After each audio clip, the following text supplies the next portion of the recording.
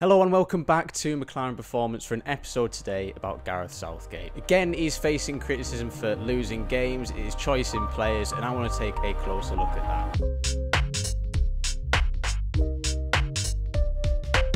I've talked about Southgate a lot before, and I think it's fair to say that as a manager, he has a lot of strengths, has a lot of weaknesses, but overall, you can't argue that his impact on England has been a positive one. I think his main strength is that of the psychological, of the social. He obviously has built a great culture within England, within the players, within the fans. I mean, a few years ago, people's relationship with England and the football team wasn't a good one, and he's definitely built that relationship back. It's that sort of foundation that I think really got us to a semi-final, to a final, and Southgate deserves full credit for that, but there's got to be reasons as well as to why we didn't go all the way. Why did we only just get to a semi-final? Why did we only get to the final? A definite weakness of his is the tactical aspect, and specifically I think what a lot of fans have been saying, and the one point I can agree with quite a lot, is a lack of plan B. I might be wrong because it's also not really my area, but I don't remember any time in the past few England games where tactically we've changed, where we've adapted to the team that we're playing. A change in formation, a change in personnel, whatever, that has an impact, a significant impact on the game. I think I've said this before, while that is a significant weakness, it is somewhat outweighed a lot by the strengths he has as an England manager. I know a lot of people said that he wouldn't make it really as any, Premier League manager, Championship League manager, and that's a fair criticism, I think, but it also is a different type of manager for the tournaments, for the national team,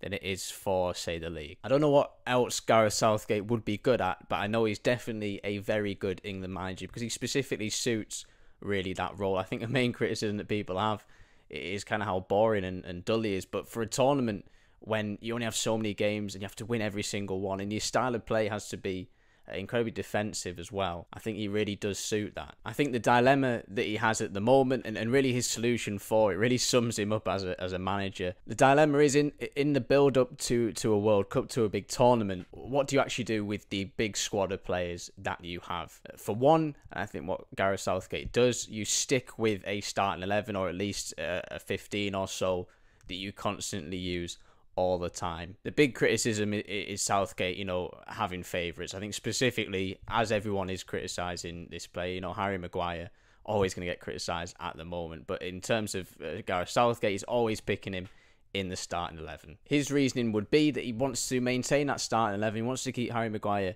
in the team so he can maintain what I think is a team dynamic, an understanding of each other, the best way of playing with the best players, and understand the system. That's what he wants to maintain going into the World Cup, and I can completely understand that. Really, it does make sense, and I think a lot of people it's a 50-50 thing, really. A lot of people are on that side of things, and the other side of it is, why don't you rotate players all the time? For example, Tomori, who's been a fantastic centre-back and is probably doing much better than Harry Maguire is at the moment. Why don't you take a chance on that player instead? Why aren't you rotating players as a whole, really? Why aren't you being experimental? Why aren't you trying different things, seeing exactly what you can get out of this big squad of players that you do have? It kind of leads into that other critique as well of not having a plan B, never really experimenting, rotating players, never changing system either, not having different options within the team. So when you face different situations in the World Cup, in a tournament or whatever, you can overcome them by changing personnel and changing formation. It really is a valid criticism, I think, but you can also defend Southgate for it as well. For one, I think he knows he's got a solid starting 11 within there. Just take,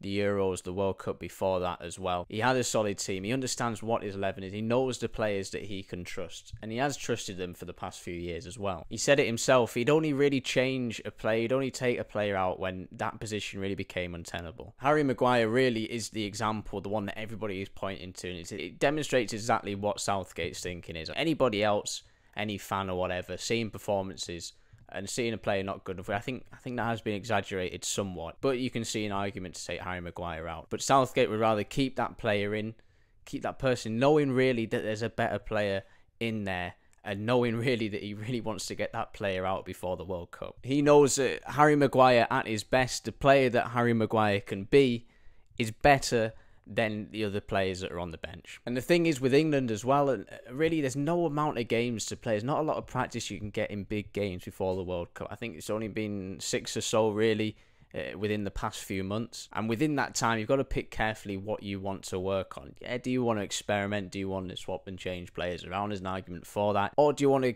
consistently keep a starting 11, keep them working, keep them learning together a system that they want to play? It's not an easy choice to make, but you could easily just see Southgate swapping and changing players as well, depending on form. And then from that, maybe losing games and also still getting the same criticism, because you're damned if you do, you're damned if you don't. There's different options, and there's only so much you can judge a manager by, an England manager by, specifically because you only have those few games. And that's really it. The question is, for me, is he, as the England manager, is he making the right choices? And it's honestly, I think, really hard to judge that. And anyone who speaks definitely about what an England manager should do with that squad of players, I don't think it's so right to do so. You just don't. It's so hard to judge from those few games exactly how good that team is. I'm sure it's happened so many times before where England had a bad run going into Euros, World Cup, whatever, and then being a completely different team within the actual tournament. In these friendly games as well, that aren't really friendly games, also, it's so difficult to judge because you don't know how present players actually are in that moment. Why are they going to give so much for those games? Maybe they want to save their energy going into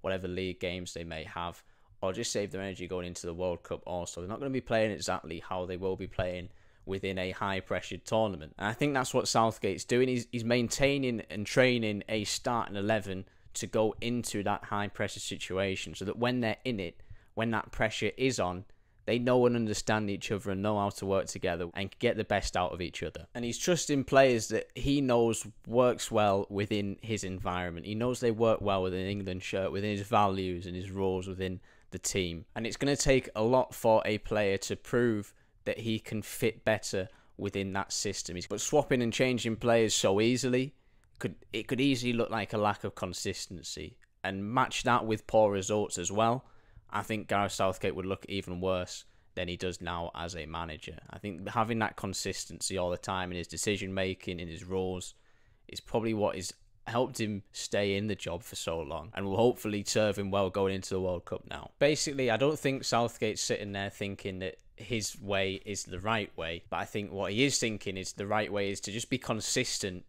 in his decision making. I think we always talk about England managers and saying they should be doing this, they should be doing that, and we never know really what the outcome of those choices will be. It's only the England manager that then makes those choices can actually see what those outcomes are. And I think as fans watching it, we always want the managers to roll the dice, to take the risk, to swap players in and out, to be more creative, be more attacking going forward. But once I think you're in that seat and you're making those decisions, you want to stay in that job, you want to get as far as you can within the tournaments, consistency is the answer. So really, in conclusion, is he making the right decisions as an England manager?